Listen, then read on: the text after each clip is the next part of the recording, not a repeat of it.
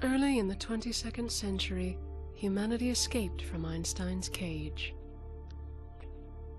The giant ring-shaped engines of the node drive gave us the power to leap to the nearest star at many times the speed of light. After centuries of dreaming, we were finally free to leave the cradle of our homeworld. It took us years to build the Earth's first colony ship. The Nova Maria was a symbol for all mankind. Soon it was loaded with humanity's best and brightest. They prepared to depart, ready to inherit a galaxy which we had long ago decided was devoid of intelligent life. The universe was all out there for our taking. Someone should have told that to the hivers.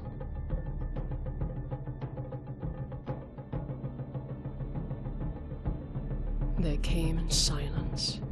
No statement of intention, no declaration of war, without even a demand for our surrender. They hit us without warning. Within seconds, our dreams of peaceful expansion were so many burning meteors falling to Earth. We barely survived the first hiver incursion. Years later, we would find that we had faced only a small nesting fleet. We had yet to see the full power of the swarm. But the hive was not the only threat. When we ventured forth, we soon encountered the ruthless legions of the Tarka. And eventually,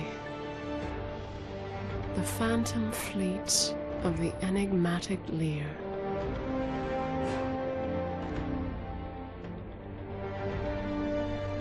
And so, we learned how to build bigger, stronger ships, more powerful weapons. Humanity had to explore, expand, and even conquer, just to hold our own in a universe where weakness was extinction. In order to survive, we learned to wield the Sword of the Stars.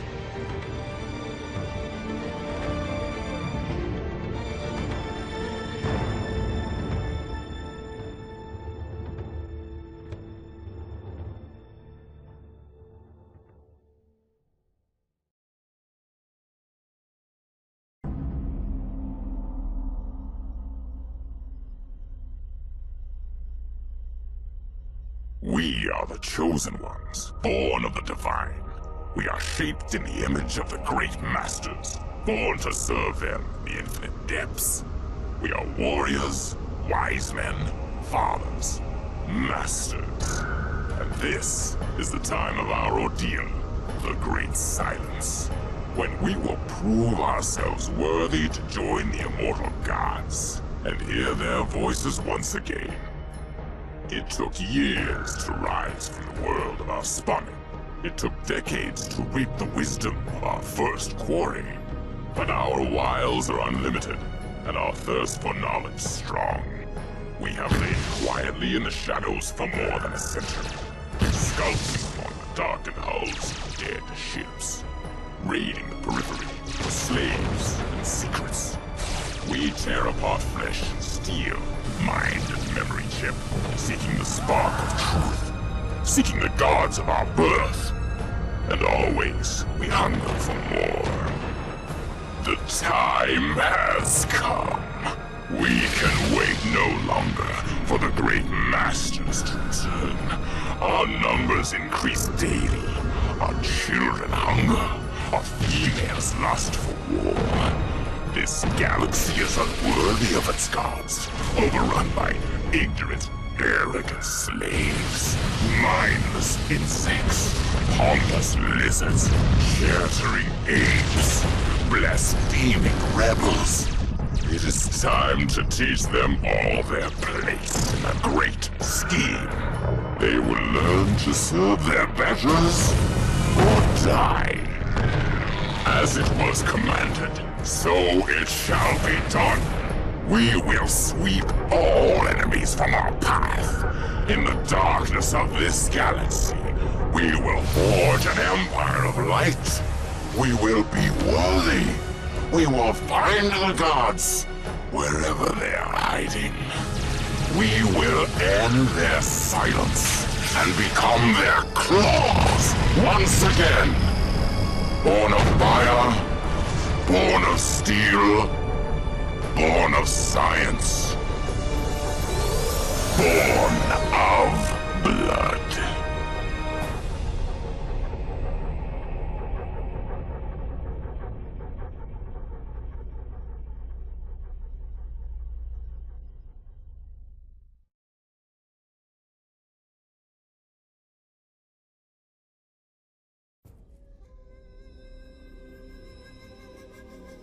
Look to the skies, children of the dust, and heed my words. I am first among travelers, lord of the night sky, and leader of the clans. I am the voice of the starborn. While you crawled, we flew. While you dreamed of wings, we knew the stars. We came down to share with your ancestors, but we returned to find death. Our females slaughtered, our worlds picked over like carrion. You have laid us a banquet of sorrow. You have risen from your dark depths, your twisting tunnels, your dawn-reeking cities, your pitiful nests of stone, and your fields of blood, to lay claim to the very stars. Blindly you wander, violating the tombs of my fathers, until you lose your pestilence upon my wives and daughters. And I say, enough. Real war is coming. The travelers will yield no longer to any who crawl, in land or sea. Find some other place to build your foul nests, and fight your petty battles. These stars are sacred, and they are mine. So look to the skies, children of the dust, and see my coming. I am the dragon with 1,000 wings. My people are no longer in hiding, and now we darken your skies. Like a murder of crows.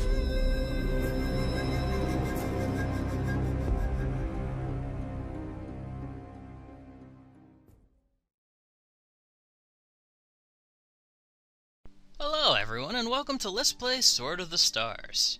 Sword of the Stars is a 4X strategy game by Kerberos, and I believe it's published by Paradox. I could be wrong about that.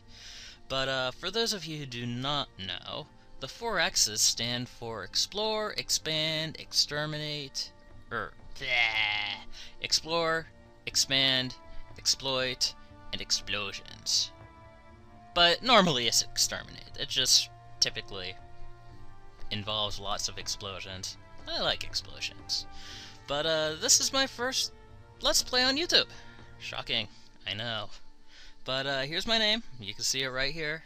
It's, you can pronounce it Leecros or Leecros if you so wish. It doesn't really matter. It's a fictional name, everybody. I've only had it for several years. Late 1990s, I believe. Since this is when I started using it online. But, yeah. So, I've been thinking for a while about what I wanted to do for my first Let's Play series. And I was actually thinking of doing Sword of the Stars 2. But the more I thought about it, while yes, Sword of the Stars 2 is a wonderful game, I will probably do a playthrough of it in the future. It's not really a very good introduction to the series. The races are split into factions, and it's a lot more complicated, and there's less depth to the factions themselves. But it's still a good game, and they've made a lot of improvements. But this is really a good start for people who are new to the series, so I figured I'd start here, and maybe in the future we'll figure something out and do a Sword of the Stars 2 Let's Play. It will probably happen. Of course, I say that now, and a year from now, I'll have not gotten around to it. But we'll see what happens. So let's start a new game. Single player, custom, good. Okay, so this is a space game, as you've seen from the intro. So all these are going to be various, I believe you could call them constellation of stars. Here's one of my favorite ones, it's a helix. But for the sake of, what am I trying to say? Use your words. For the sake of the series and enjoyment, I will not be playing on something I'm comfortable with unless it randomly pops up. If that's the case, then I'll be a very happy man. The number of stars we're going to put to 200, where it is right now, because we only going to have 6 players, me and 5 computers, and I don't really want it to get cluttered. We're going to change the distance to 8 light years. That sort of slows down the progress of the game a little bit, but whatever. That's really where I prefer to have it. And here's the available species. We could turn these off and have like a whole just a human game, or some sort of mix between the groups. We're just going to leave with all of them on, and I'll go into more depth of the races if they show up in the game, because it would probably take me a while to explain them all, and you guys really want to see the game, of course. Why else would you be watching this? Strategic and combat turn length we're going to leave the same. I have messed with those in the past, but it really doesn't work too well. What they have set here, unless you're playing in a multiplayer game, you'll want a high strategic turn length, and combat turn length does weird stuff. It completely rebalances the game in terms of content, but initial treasury we're going to leave at 50,000, initial colonies we're going to leave at 1, but the Zool would get 2, but the Zool are weird, and I'll go into more of that later. And no initial technologies, we're going to research everything by hand except what the game gives us. And efficiency, I never really mess with those. Teams, no, we're going to be playing on medium, yes, medium, I mean normal. And we're going to be playing on normal because I've played on difficult. It's surprisingly, it's not easy. That may be a shocking fact to some people, but difficult is indeed not easy. And we're going to have the random encounters at 15%. That's a good number. I said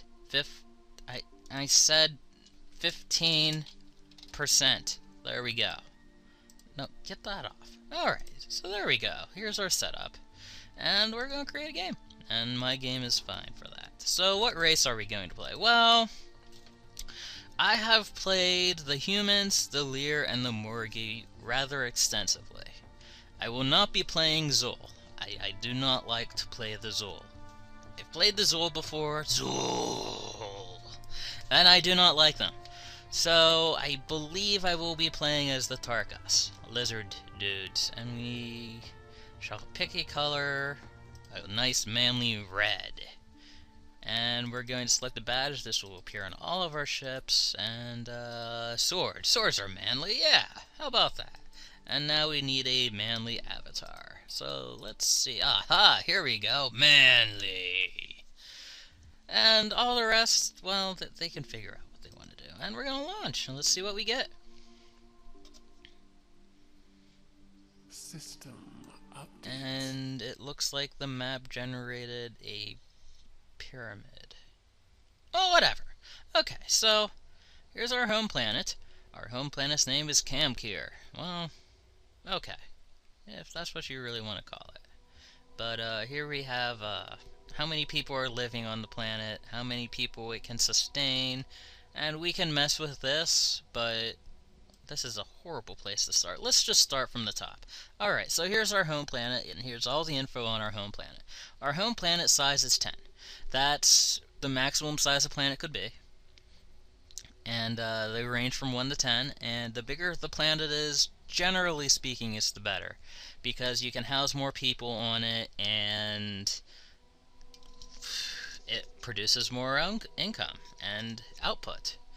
And resources are a big factor as well. 5,000 is probably a little bit above average. Generally speaking, in my experiences, the average is about 4,000, give or take a few hundred.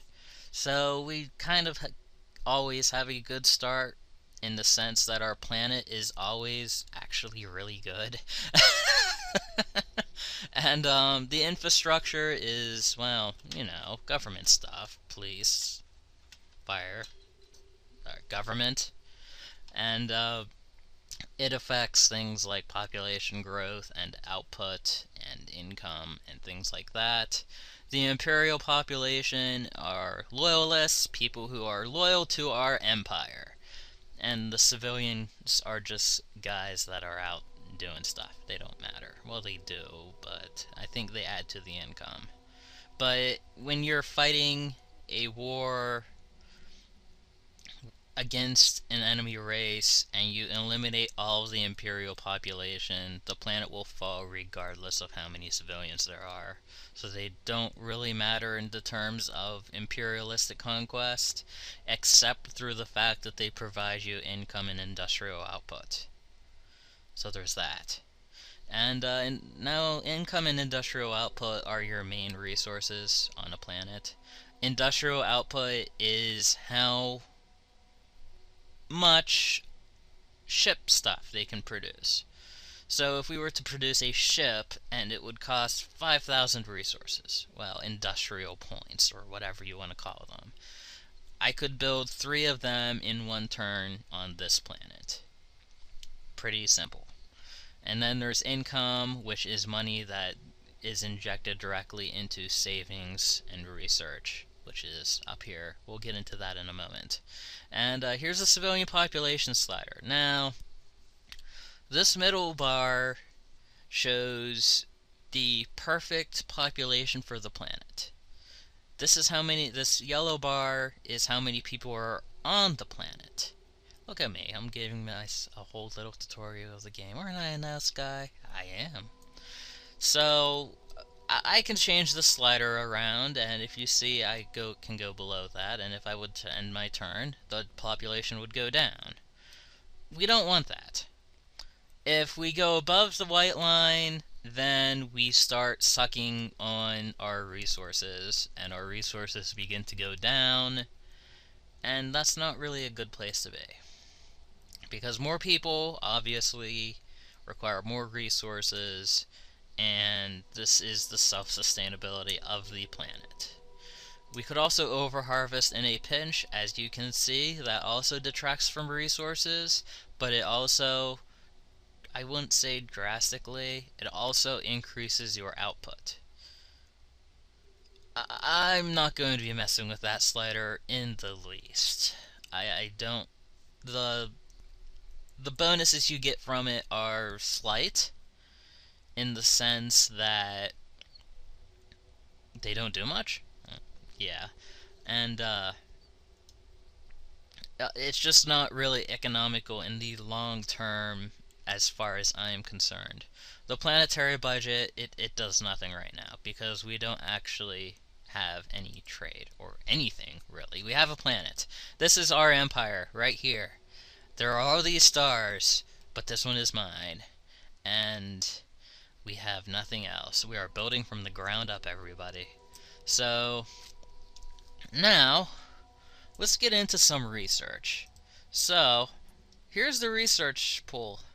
There are quite a few technologies in this game, and this is only a few of them that we can research at this time.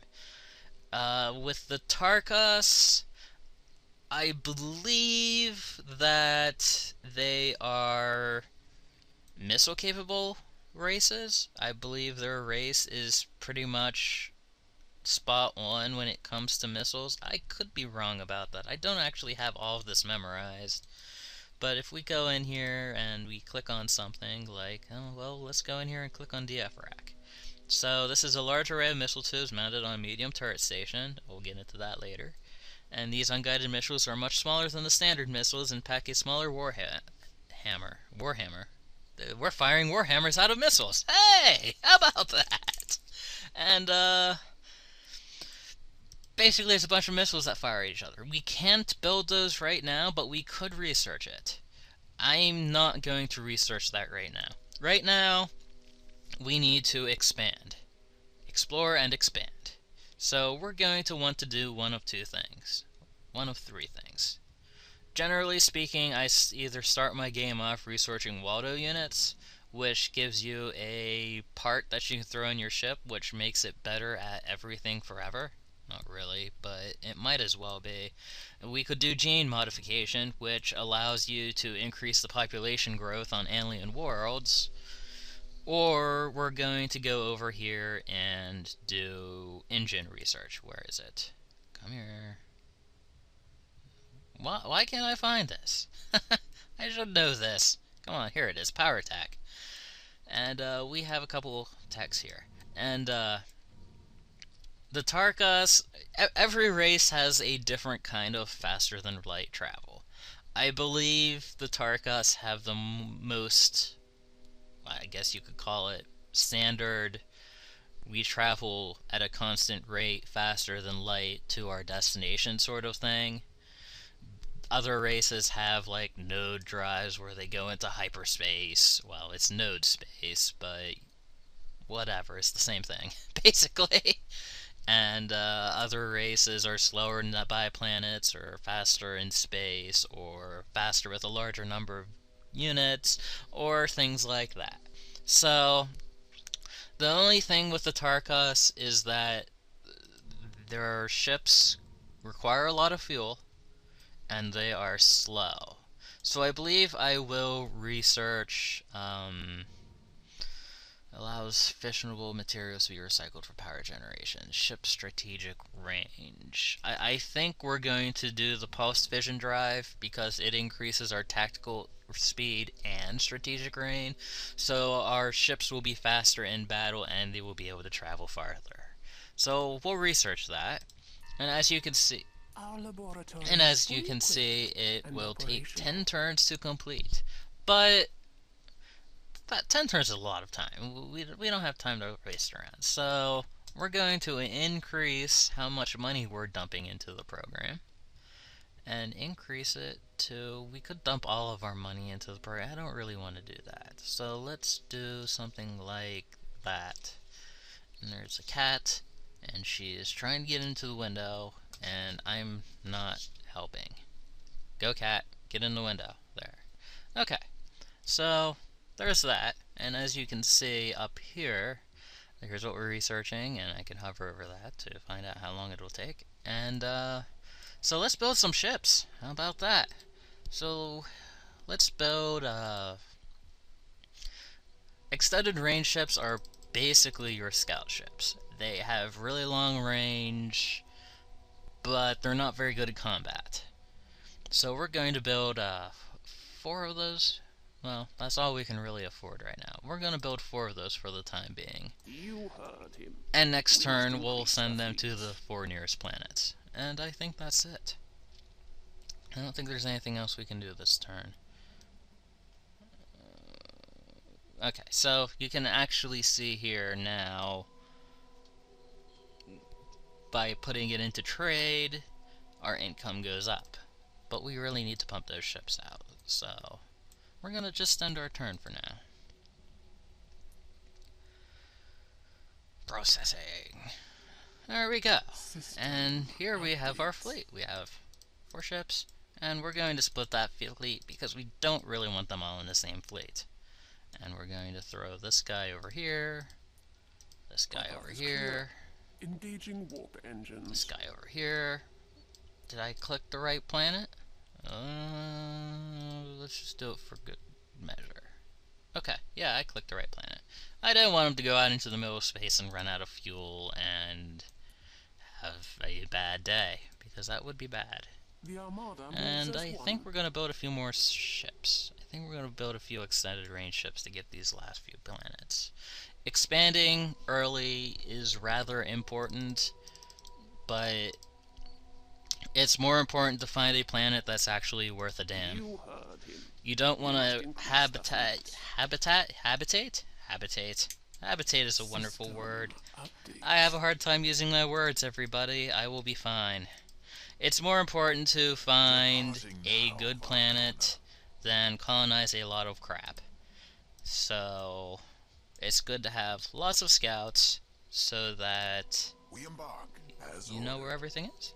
You know where the good planets are, and you don't colonize bad ones. I should colonize out this direction. Well, that's the only way I can't colonize. Oh, this is not my ideal map. This is not my ideal map at all. I don't like this map. There's 6 races, so we probably have one over here, and one over here, and one up here, and one down here, or back here, or somewhere, or maybe the 4 corners. I don't know. But, okay, so now we're going to build a few defense ships.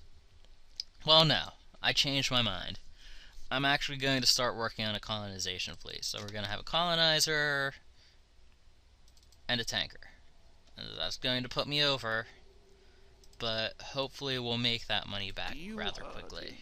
We must In increase fact, the I know we fleet. will. And our research should be done soon. 2 turns. I can live for 2 turns. Okay. Oh, hey! System We had a breakthrough. update. The mystery has been solved. Tech Pulse Vision has been acquired. Hey, how about that? And the following technologies are now available for research. So we now have pulsed vision drives. Excellent. That will be immensely useful until we go up to fusion. And then we'll be using fusion. So we could increase our range even further by researching fissionables. Or we could set up this. I'm not too keen on overthrusting. So now that we're getting closer to colonizing, I think I'm going to go research some biological stuff. Gene modification, good.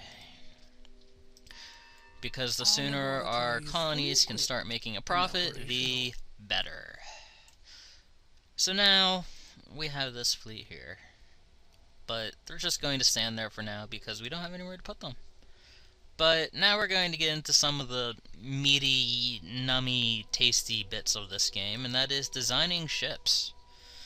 So, as you can see, here's our, I believe it's the armor ship, yeah. And,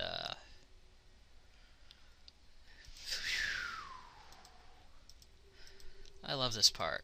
Because I think a lot of the 4X strategy games, the good ones, have ship design.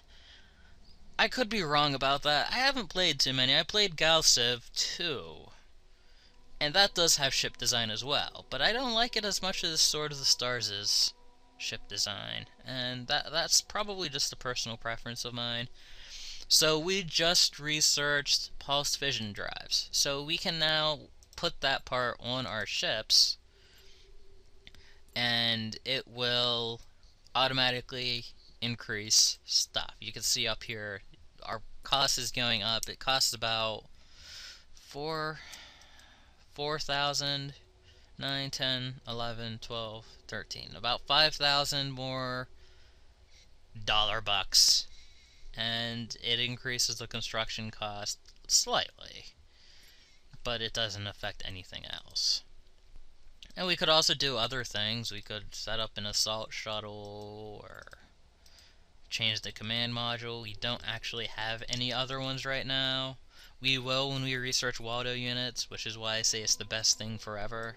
Because it really is one of the better early command stations, and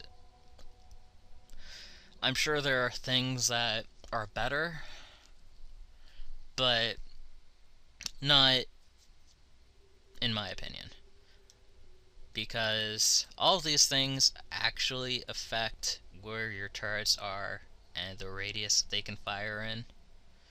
So here these turrets fire vertically. Well, not vertically, but they turn vertically, which means there's basically this big blind spot in the... That was a weird noise in the kitchen. In front of your ship. And that's not really a good thing to have. And, yeah. But we'll deal with that when the time comes. We can put... There's another sound. I think someone's, making a lot of noise out there. And we actually even have 2 missiles here. Something to keep in mind. But we're going to upgrade all of our designs with pulsed vision because it's better. Ship design not ready And I for like better. construction. Better is important to me. This design will Without be better, saved for where would future you be? reference, You would be Vacona. less better. And less better is bad. Yes, Vacona. Ship design not ready for Oh, I'm too easily amused. I'm too This design easily will be amused. saved And for here future we actually reference, have a Vacona. basic defense turret that we can put around planets. We don't have to put inches on that, guys. It's okay. So yeah, there we go. So, what should I do now? I suppose I should build another fleet, because you can never have enough fleets. I don't need an armor ship. I need a colonizer and a tanker. Sure, it's gonna put me over again. These early game We moments must increase the where you're fleet. dirt poor and can only do so much. Oh well.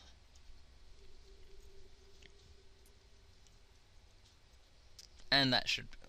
And as you can see right here, System update. these ships have a range of 6, and these have a range of 4. And the tankers help with that. The tankers have their own fuel stuff, goodies. So, yeah. Next turn, we'll be having some planet info.